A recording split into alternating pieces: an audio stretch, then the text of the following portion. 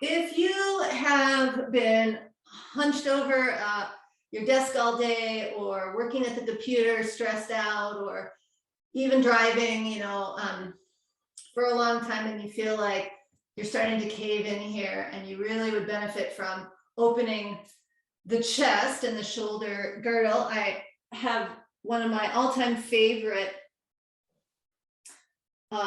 series of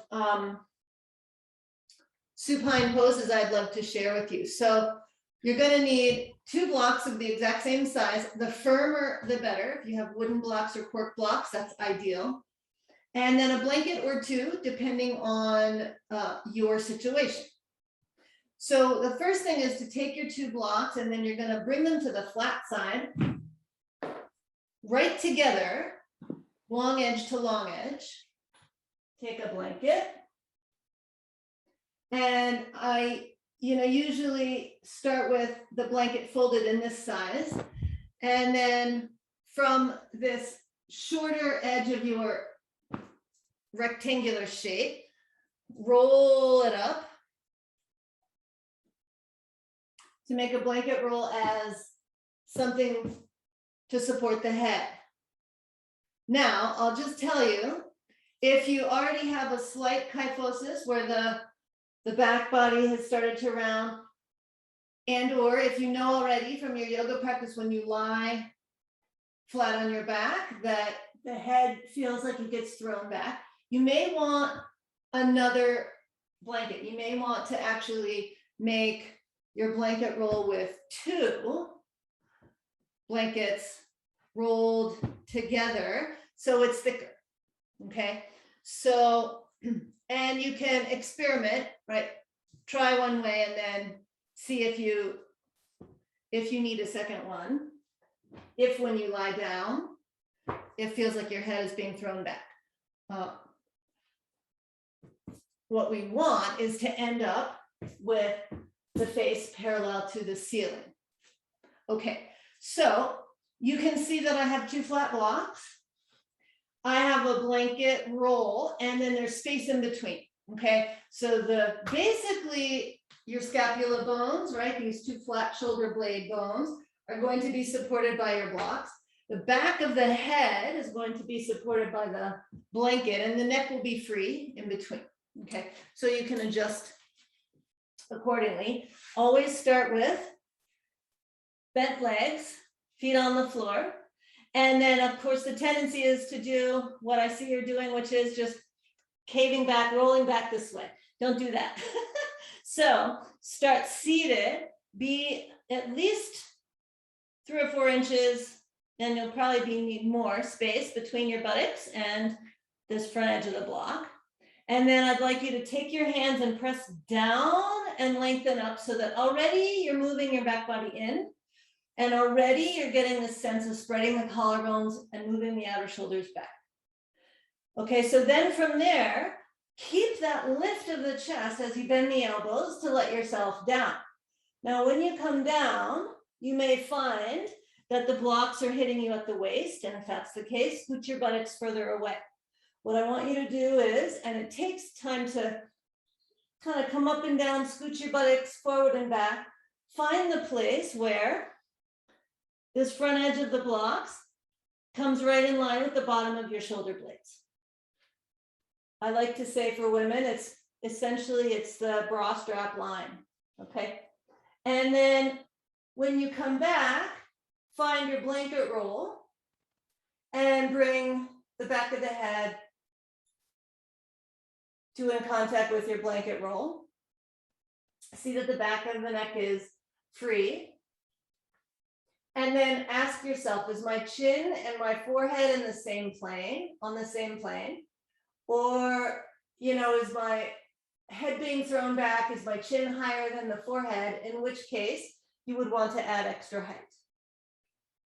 Okay, so then once you have you've found the satisfactory placement, bring your arms up to face the ceiling, reaching your fingertips up, and just one at a time lift each shoulder blade up off the block and allow it to come down so that you can really identify, oh yes, each block is supporting each shoulder blade, okay? And then from there, let your arms come out to the sides. Angle them somewhere between the shoulders and the hips so that they're not just in line with the shoulders way out, but have the palms moving more towards the hips. And your legs are still bent to allow the abdomen to release and soften. And then just feel that support, the firm, broad support underneath your thoracic spine, that upper back, each shoulder blade supported by each block. And already you might be feeling an openness, a spaciousness starting to come in the whole upper chest region as gravity works to move the outer shoulders, the upper arms more and more down towards the floor.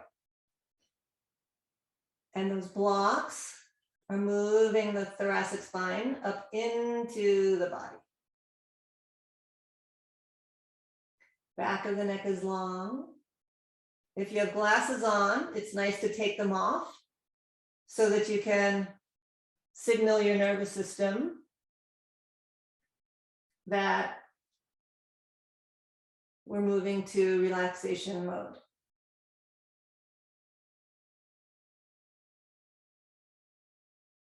So we're just going to stay with the legs bent, feet flat on the floor.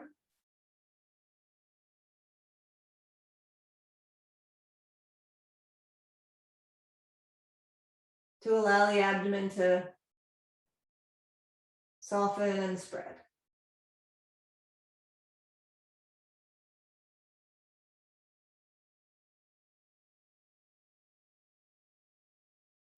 And then from here,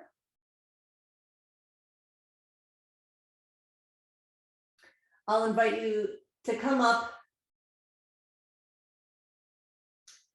in a particular way, and I'm going to describe it before we do so that you have a sense of where we're going.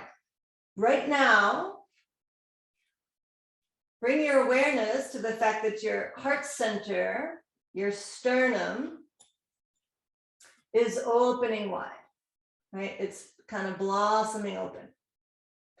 And your heart is actually a little bit elevated above your head. So normally in movement, and especially in our everyday stressful lives, the brain is leading, the head is leading the way. So now I want you to see if you can come up, letting the heart lead. It does take a little bit of abdominal core strength as well, so don't be surprised if it's a challenge. But I'd like you to grip the sides of the mat with your fists and press the elbows and the wrists down. And then as you press down with the elbows and the wrists, see if you can lift yourself up from the heart center and let your head follow. Now you don't want the head to just be completely falling backwards, right? To strain the neck, but just be aware that you're working to lift from the heart center, okay? And then when you sit up, just see if you can feel already a sense of upliftment from those blocks underneath your thoracic spine. Okay, so now that was stage one. Stage two is taking your blocks and moving them to the next level up. So you're going to turn the block to the next highest aspect. And now you're going to align them this way, like railroad cars. So it's going to be the next higher aspect, and it's going to be right in the middle of your mat. One for the in between the shoulder blades, and the other one for the head. Now I have open shoulders, and I know that I can lie back on these two even blocks and have my face parallel to the ceiling. If already in that last stage you needed extra height, then I would recommend taking a blanket on top of the head block, or if you needed a lot of extra height, you can take that head block up to the 3rd level and already be up at the tallest height of your block for the head. And then maybe just a thin blanket, you know, just for padding, if that feels right. And again, you know, experiment with this on your own, see what feels right. And over time, of course, if you practice this regularly, things will change. Now, again, rather than just letting yourself roll back, sit a few inches in front of that block with your knees bent, feet flat on the floor, press down your hands and coil the back body in and up. Bend the elbows to let yourself down. And then again, scooch your buttocks forward and back so that it's not coming to the waist, it's coming right to the bottom of the shoulder blades, and now more in between the shoulder blades. Keep your buttocks on the floor unless that feels really far away, and then you can lift the buttocks, but then gently let them back down. What we want are the buttocks on your mat. If this feels too extreme, then you're just going to stay with the last stage. Don't try to push anything, right? So it's totally fine to go back to the lowest level of the block. Okay, so it's sort of worth being a little bit like the Princess and the Pea, getting the exact right placement so that even though you may not call this comfortable, you're finding that sweet spot where it actually does feel quite good. A release can come. Now, once you have especially found the right height underneath your head so that you're, again, chin and forehead are parallel on the same plane, take your hands to the back of the head and lift up and pull back so that you're lengthening the cervical spine, bringing length to the back of the neck, and then gently place the head down. And then take your hands and to the buttocks, manually move the buttocks towards the heels so that you're lengthening the lumbar spine. So there should be plenty of room at the lower back, right? Because the block is in line with the shoulder blades and right in between them now. Okay, and then once you have found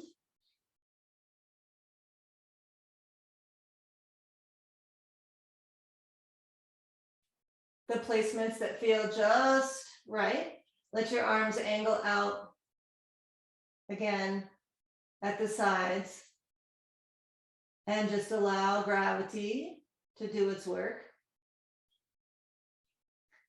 Allow the block to make its mark, to make its impression on your thoracic spine. Teaching that upper back to move in to help uplift the chest. Allow the collarbones to spread, the left to the left, the right to the right, the outer shoulders to pour down over either side of your block. And then again, if you haven't already, remove your specs and let the abdomen soften and recede. Let the facial muscles soften.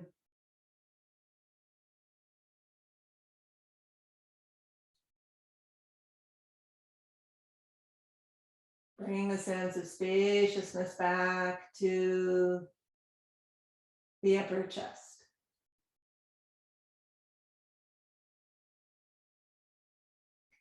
And once you've found that sweet spot, this can be incredibly therapeutic,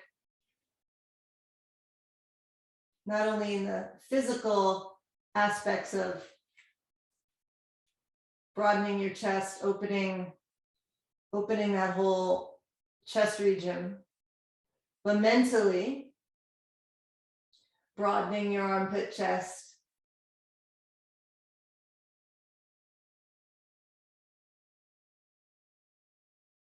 bringing a sense of upliftment back to you emotionally.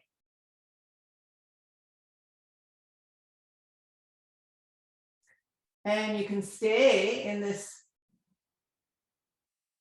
position for upwards of 5 minutes, maybe even longer after you practiced it for a time. And really come to feel powerful, positive benefits. But for now, we're going to come up in the same way that we did before, where you're gripping the sides of the mat, pressing the elbows, the wrists down, and telling yourself to let the heart lead as you press down with your arms and lift yourself up from the heart center. Okay, good. Now, especially if you've been there for a good amount of time, you may really surprise yourself that you can actually go to the third and final stage. If, on the other hand, that felt like that was enough, that was effective, I've reached my maximum, again, stay at the previous stage. But I'm going to show you now how you could also then come to the tall side of your blocks, okay? And then have extra height again on the head block as necessary. Now, this is where, in particular, you really don't want to just be rolling back to crash into your blocks, right? You want to press down, lift up, and then let yourself down like you're bringing the shelf of your thoracic spine onto that tall block, and position yourself in such a way that you're literally just laying the thoracic spine onto the block. Now, if you're turning it this way, that's actually less stable. So if you have inadvertently turned your block perpendicular to your mat, that's actually less stable. So what I want is this way, the flat side parallel to the long side of your mat, so that as you press down with your palms, lift the back body up, lay yourself down on top of the block. If necessary, you can let the buttocks come up, but then release them down. If they are not coming into contact with the floor, then this is too much for you, or you need a shorter block, or maybe a lift underneath your buttocks, or just a good amount of practice at that previous level so that you can eventually come to this third stage.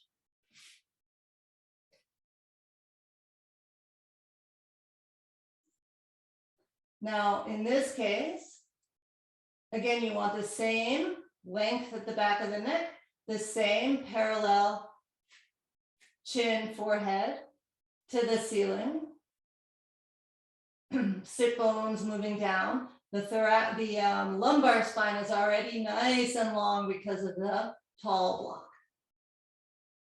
Arms angle out at the sides as they did before. Gravity is helping spread the collarbones, move the outer shoulders down.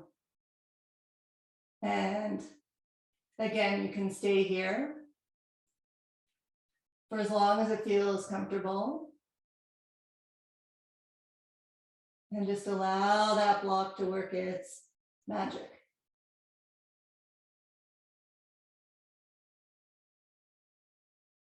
Coming up the same way, gripping the sides of the mat, pressing down the heels of the hands to pull yourself up from the heart center.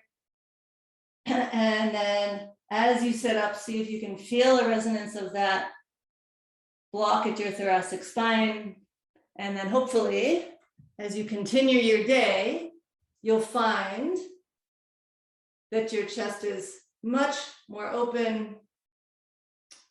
Your shoulders are rolled back. You have much more sense of upliftment